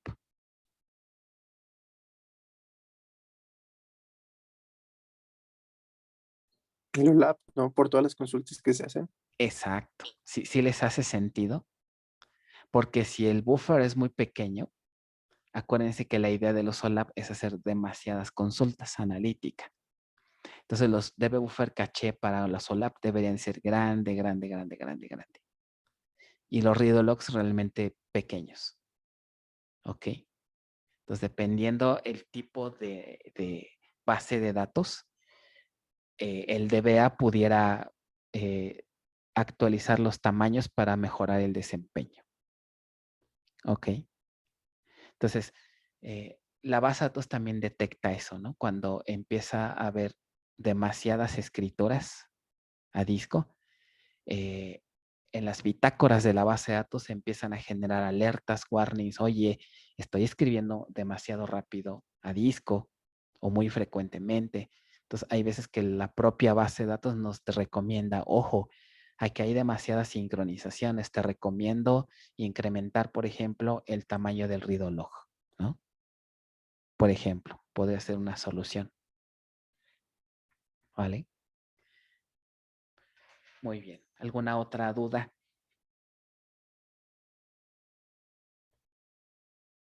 Entonces, ¿se dan cuenta cómo realmente lo que hay dentro de una base no es tan simple? ¿No? Pensaríamos que hacer un update y insert así como que, sí, pues es algo trivial, ¿no? Entonces ya vieron todo lo que hay detrás de una transacción. Ok. ¿No dudas de esto? Bueno, vamos a pasar a detalles como andamos de tiempo. Ok, nos quedan alrededor de 7 minutos. Vamos a ver ahora, hacer un poco más de zoom, un poco más a detalle de qué contiene el DB Buffer Cache. Ya entendimos su utilidad, ya entendimos cómo interactúa con otros componentes. Ahora vamos a ver en sí qué contiene, ¿no? El primer punto, como les dije hace ratito, es el DB Buffer Cache no se cargan registros como tal, sino más bien se cargan bloques de datos, no registros, ¿ok?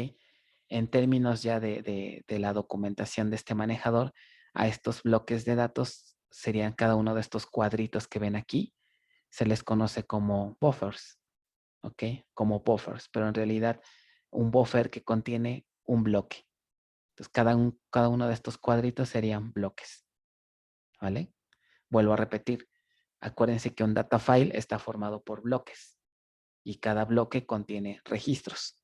Entonces, por ejemplo, si hiciera un zoom de este cuadrito, diríamos que en este cuadrito pudieran haber varios registros, ¿no? Ya de una tabla, varios registros. ¿Ok? Muy bien. Ahora, ¿por qué unos están en rojo y otros están en blanco? ¿Cuál creen que sea la diferencia en por qué unos los pinte de rojo y otros no? Cuando se hace un update, por ejemplo, puede pasar lo siguiente. Se hace un update, el cambio se aplica aquí.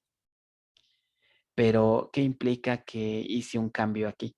Que este buffer se le conoce como un buffer sucio o un dirty buffer. ¿Por qué razón? Porque es un buffer que ya no coincide con el valor en el data file. Es un buffer que en cierto momento se va a tener que sincronizar con read logs o se va a tener que sincronizar con data files. Entonces es un buffer sucio porque tiene un usuario hizo un cambio.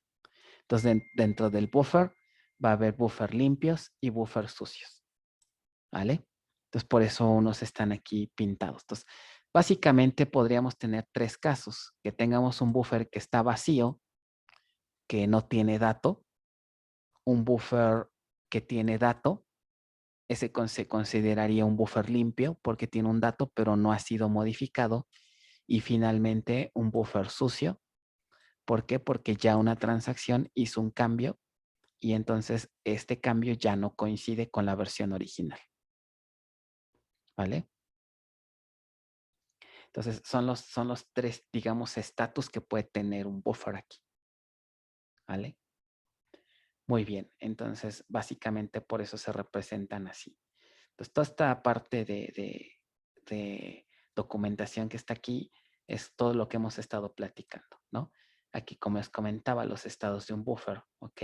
Un buffer clean significa un buffer que tiene un dato, ¿ok? Pero una de dos, o no han sido modificados estos datos por una transacción, o los datos que contiene ya fueron sincronizados con disco. Ok, ahora déjenme que les platico otro evento. Ahorita comentamos aquí que, que se puede disparar una sincronización cuando estos read logs se llenan, ¿no? Se sincronizan de acá para acá. Pero hay otro evento. Ahora, ¿qué creen que pase si este buffer se empieza a llenar? Nuevamente, ¿no? La RAM que tenemos aquí, pues no es infinita. Imagínense que este buffer se empieza a llenar de datos, de datos, de datos. ¿Y qué pasa si llega otro usuario y lanza otra consulta? ¿Y qué tal si ya no hay espacio acá? ¿Qué creen que va a pasar? ¿Ok? Vimos el escenario, ¿no? De que se llena el read log buffer, de que se llenan los read logs, pero ahora, ¿qué pasa si se llena este o si se satura este de datos? Va a tener que sobreescribir. Va a tener que sobreescribir. Por ejemplo, imagínense que esto ya prácticamente todo esto está lleno, ¿no?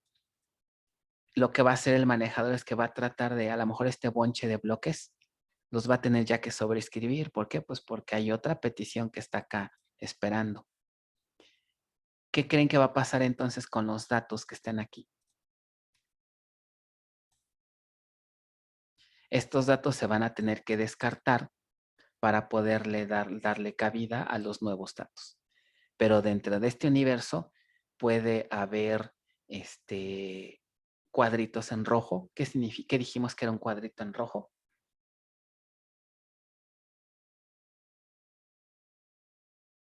Que contenía un cambio no sincronizado. Un cambio no sincronizado. Entonces, pero como ya hay que sobreescribir, ¿qué creen que debería de pasar con este cuadrito en rojo?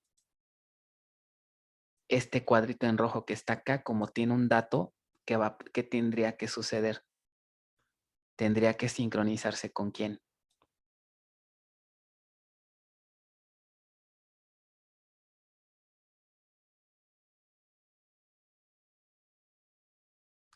Este cuadrito rojo, están de acuerdo que no podría descartarlo tan fácilmente, ¿no? ¿Por qué razón? Porque tiene un cambio de un usuario. Entonces, si este buffer se llena, también puede provocar que haya una sincronización ¿con quién? Con data files. Porque si no, no podría descartar o no podría sobreescribir este buffer. ¿Sí lo visualizan? Entonces, cuando un buffer se llena, cuando este buffer se llena, también puedo disparar una sincronización con data files. ¿Ok? Entonces, ese es otro escenario, ¿no? Entonces, llega un usuario, si el database buffer caché está muy lleno, necesito sobreescribir.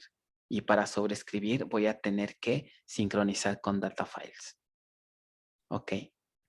Entonces, ahí es donde la base de datos puede empezar a tener cierto degradamiento, ¿no? Por cuestiones de memoria. Por eso siempre se considera que, pues, entre más memoria tenga el caché, mejor. ¿Vale? Bien, ya se nos acabó el tiempo. Vamos a dejarle hasta aquí. La siguiente clase seguimos platicando más del buffer caché. Pero básicamente con esto hemos ya cubierto bastante de esta parte, ¿no? De cómo funciona en general el caché más el read log buffer, ¿vale? Bien. ¿Dudas, comentarios? ¿Nada?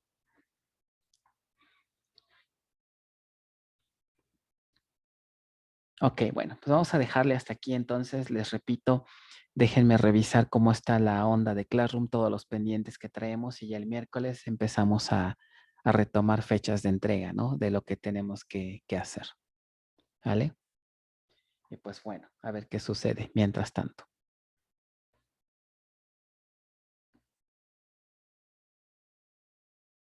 Muy bien, chicos, pues entonces si no hay más dudas, nos estamos conectando el próximo miércoles. Cuídense, que tengan buen día. Hasta Hasta luego, luego. profe. Gracias, profesor. Buen Gracias, día. Sale, profe. Nos vemos. Bye. Bueno, nos vemos.